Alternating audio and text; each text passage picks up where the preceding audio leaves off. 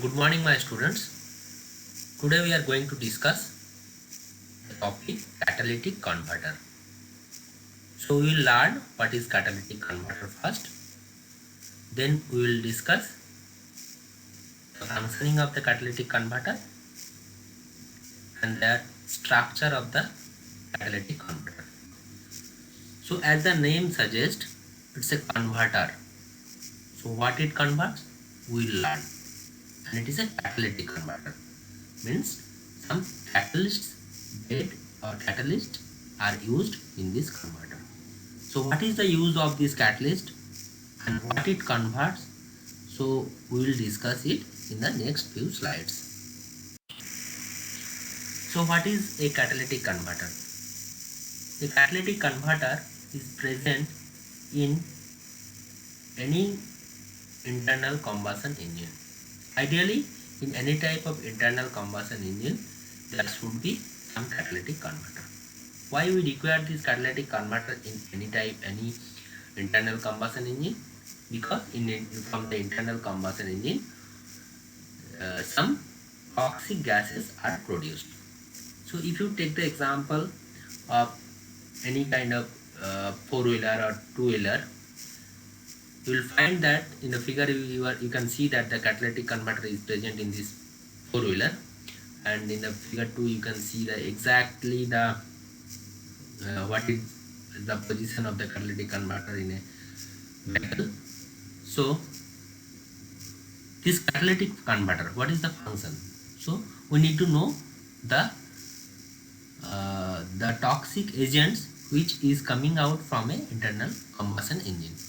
So internal combustion engine, generally we use some fuel, and in these fuels, when these fuels burn, so it produces some toxic gases. So what are the major components of these toxic gases coming out from the internal combustion? So in the next slide, so now we need to know the various toxic emissions which are coming out from gasoline and diesel powered engine. You know the gasoline and diesel powered engines, these are internal combustion engines, and mainly due to the combustion of fuels like gasoline and diesel, mainly carbon monoxide, hydrocarbons and NOx gases are emitted from the internal combustion engine. So these are very toxic gases. So what is the role of that catalytic converter? The catalytic converter, it reduces the emission of these toxic gases from the internal combustion engine. So the role of that catalytic converter is to convert these gases to less toxic gases. So when you oxidize this carbon monoxide, it will produce carbon dioxide. So carbon dioxide is again less toxic than carbon monoxide. Hydrocarbons, if you oxidize the hydrocarbons, it will produce the CO2 and H2O. And then NOx, for this NOx, to get the less toxic product, you will have to reduce this NOx into NO2. So for the CO and then hydrocarbon, you will have to convert it to its oxidized product, and for NOx, it will have to convert it to the reducing product. So NOx to N2 and CO and hydrocarbon to CO2 and CO2 plus H2O. So this conversion will be helpful when you will be using this catalytic converter. Usually this oxidation of CO and the oxidation of hydrocarbon, it requires much energy, and again the reduction of NOx into N2, it also requires the high energy. The role of that catalytic converter is to convert these gases by using less energy. So now we will be knowing the role of the catalyst for any kind of reaction. So already you have learned the role of catalyst for different reactions in your 10th or 10 plus 2 classes. So in the next slide, we will be describing the role of the catalyst for any kind of reactions. Here you can see the role of catalyst. This is a general diagram on the reaction coordinate, and then energy versus progress of reaction.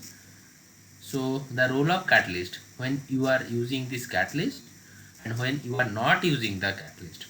So from the in the diagram you can see in the left hand side there is energy of substrates, means the energy of the reagent, and in the right side you can see the energy of the product. So to convert these reagents to these products, you need to cross a barrier, and this barrier is called the activation energy.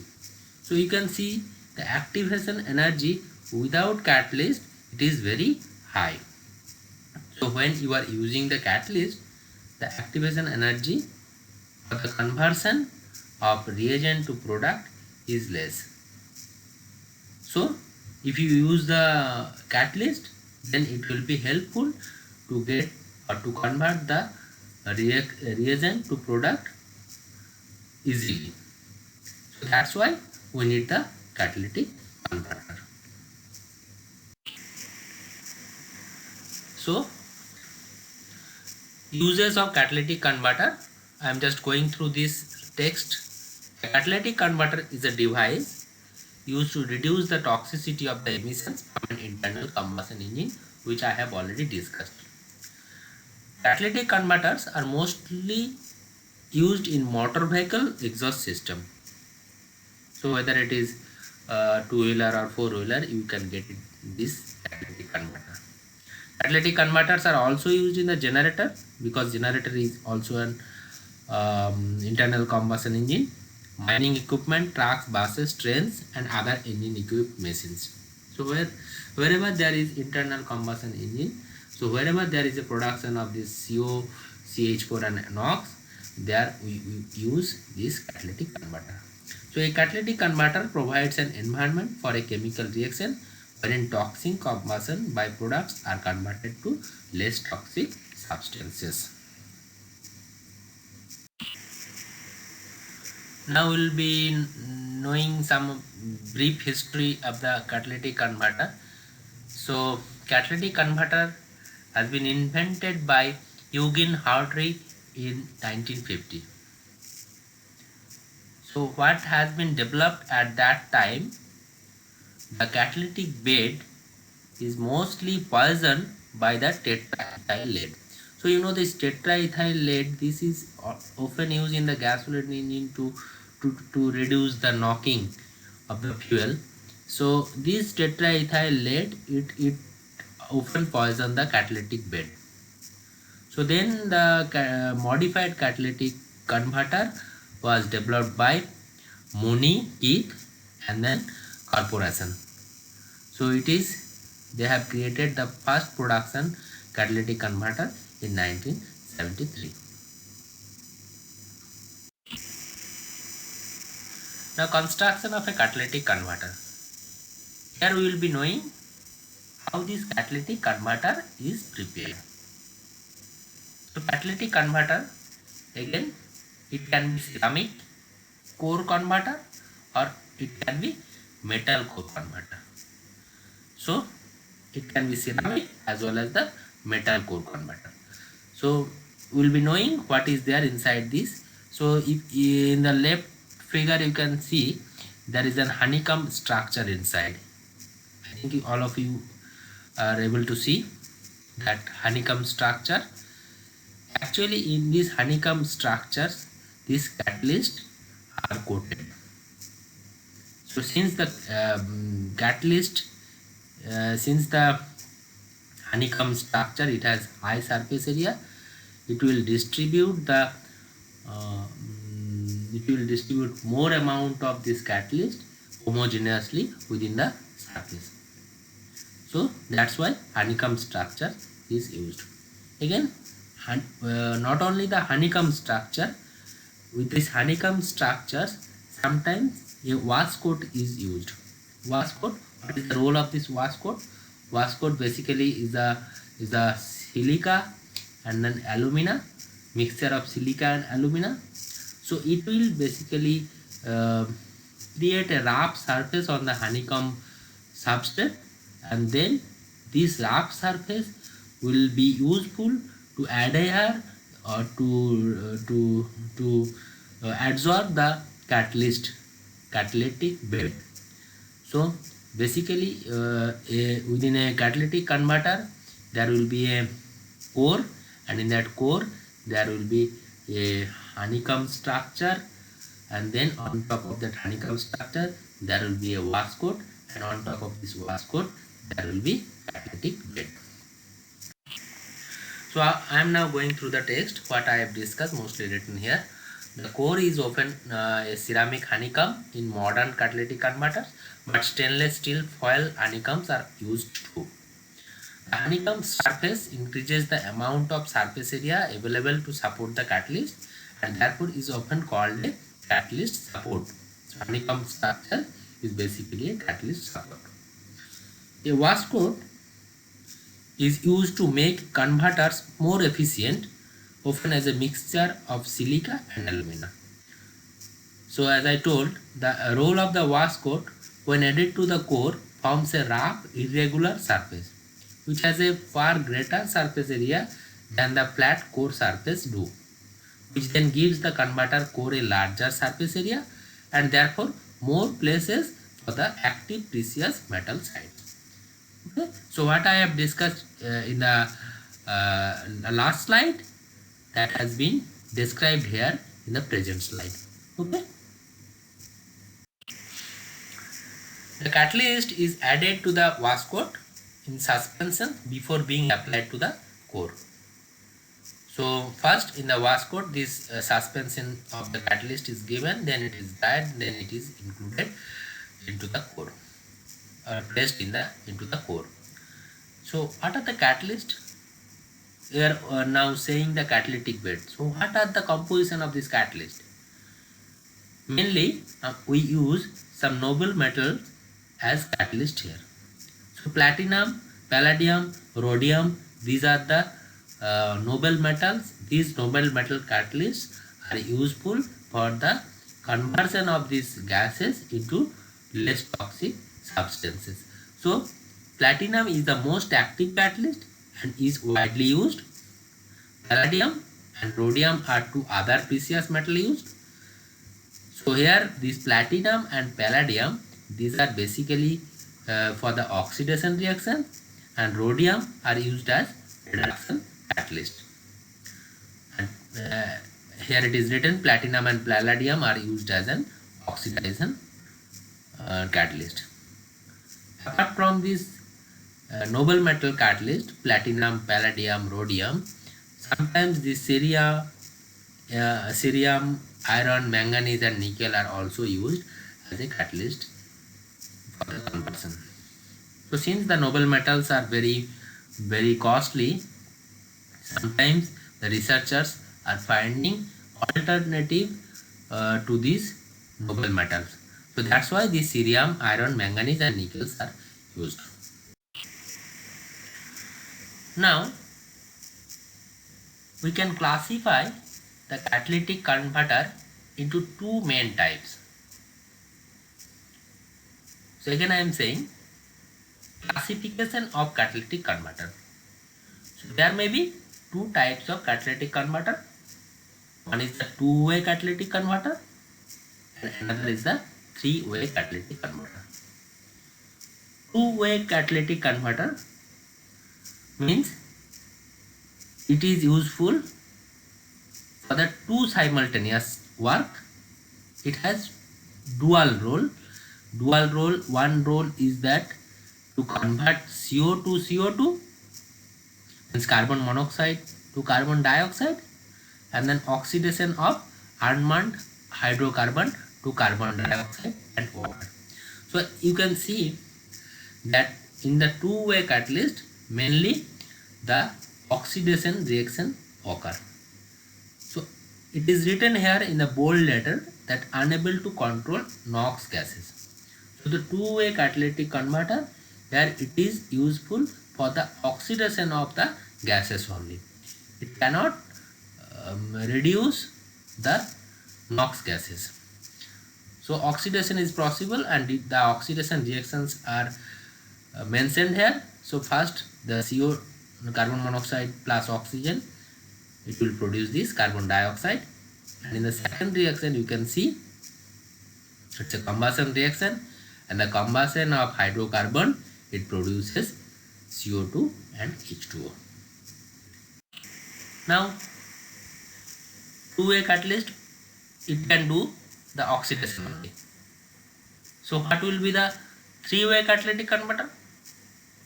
Three-way catalytic converter can do both the oxidation as well as the reduction of gases. So in the reduction, you can say the reduction of NOx to N2 and oxidation of CO2, means carbon monoxide to carbon dioxide, and then oxidation of unburned hydrocarbon. So in the three-way catalytic is advantageous because it can do the oxidation as well as the reduction. So there will be a catalytic bed. In that bed, oxidation reaction will occur, and then the gas will flow through the another bed that will support the reduction. So the three-way catalytic converter, here we can perform the oxidation as well as the reduction of the toxic emissions. So here you can see some of the figures. One is the three-way catalyst. You can see three-way catalyst where hydrocarbon, carbon monoxide and NOx is in the inlet, and in the outlet H2O plus CO2. There should be some N2 also, since NOx gas is also used, and this is the three-way catalyst. Now there are some components here inside the catalytic bed, inside the catalytic converter. There are some components, and these figures is showing the components of this catalytic converter.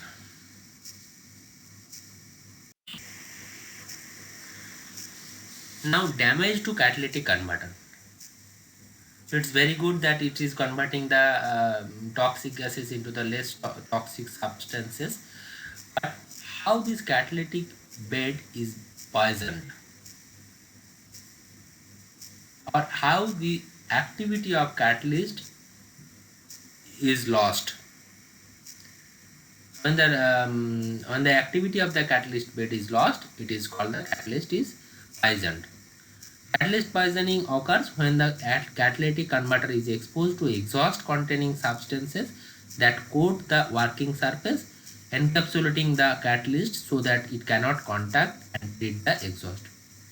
So if this catalytic bed is exposed to an environment which actually make a coating over this catalytic bed, and then it cannot perform because it cannot get the direct contact of these toxic gases. So which the substances which creates an overlayer onto the catalytic bed is called the poison for the catalyst bed.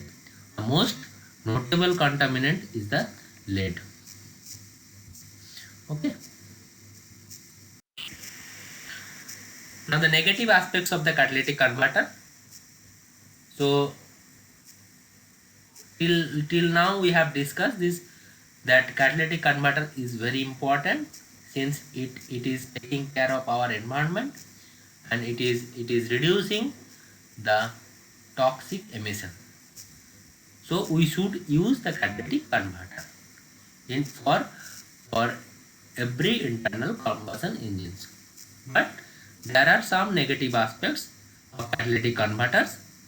I am going through these points, because if you use these catalytic converters and the flow of exhaust, it can be some hampered. So it can again affect the engine of that vehicle or engine of the internal combustion engine. So the negative aspects, I am going through these things which is written here. Some early converter designs created a great deal of restriction to the flow of exhaust, which negatively affected vehicle performance, drivability and fuel economy. It had been stated that catalytic converters are known in a lot of cases to have an excessively long warm-up time, in a great deal of cases ranging up to 30 minutes. So first is the flow of exhaust. It is hampered. Then the excessively long warm-up time, sometimes due to the use of these catalytic converters. And the third point is that although catalytic converters are effective at removing hydrocarbons and other harmful emissions, most of exhaust gases leaving the engine through a catalytic converter is carbon dioxide, which is responsible for the greenhouse gases. So we are producing the less toxic gas from the carbon monoxide and this hydrocarbon, but we are producing CO2. CO2 is, you know, that greenhouse gas, it has a major contribution in the greenhouse effect. So ultimately we are producing some toxic agents which is not desirable. So it is an open challenge. So if you can make something, some arrangement to get rid of toxic gases without producing this CO2. So basically we need to minimize the use of internal combustion engine. So without using this internal combustion engine, how can you drive a car? That's why in the modern age we are not preferring to use the internal combustion engine or to use these fuels. So we are going for the electric vehicle. So government is encouraging the use of electric vehicle. So this is all about the catalytic converter. I think this is all clear to you. You may get the question in the exam like, what is the catalytic converter, what is the two-way or three-way catalytic converter, what are the components inside component in the catalytic converter, write the reactions within the catalytic converter like oxidation and reduction, and what type of catalysts are used for the oxidation and reduction reaction. Okay, so this is all about the catalytic converter. Thank you.